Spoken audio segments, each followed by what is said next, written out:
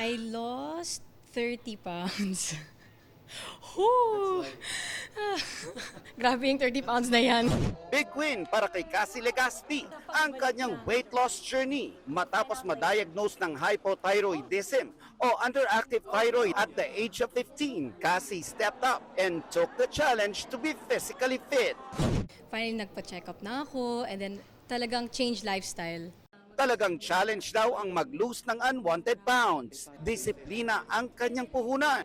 In terms of diet, kailangan talaga ityaga. But at the same time, hindi pwede yung calorie counting masyado. Dapat yung sakto lang, saktong amount. And then the types of food din that I eat. Thankful si Cassie dahil full support ang buo niyang pamilya. Kaya't sabay-sabay daw silang naging fit and healthy. Naglalaan daw sila ng oras para mag-workout. That's our bonding. Actually, it does.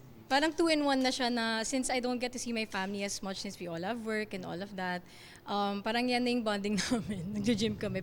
Mapapanood si Cassie sa Squad Games ng top-rating fantasy series na Daig Kayo ng Lola Ko.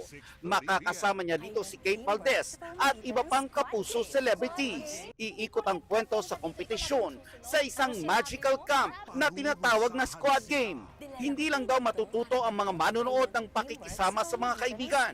Para kay Kate, tila major throwback sa kanyang childhood days ang series. Sana ngaraw ay maibalik ang interes ng kabataan sa mga larong Pinoy tulad ng taguan, patintero at marami pang iba.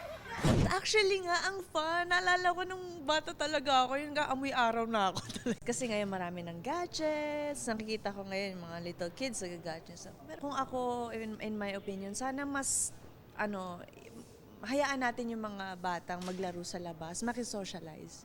Then, binibigyan nila ng time yung gadgets, di ba?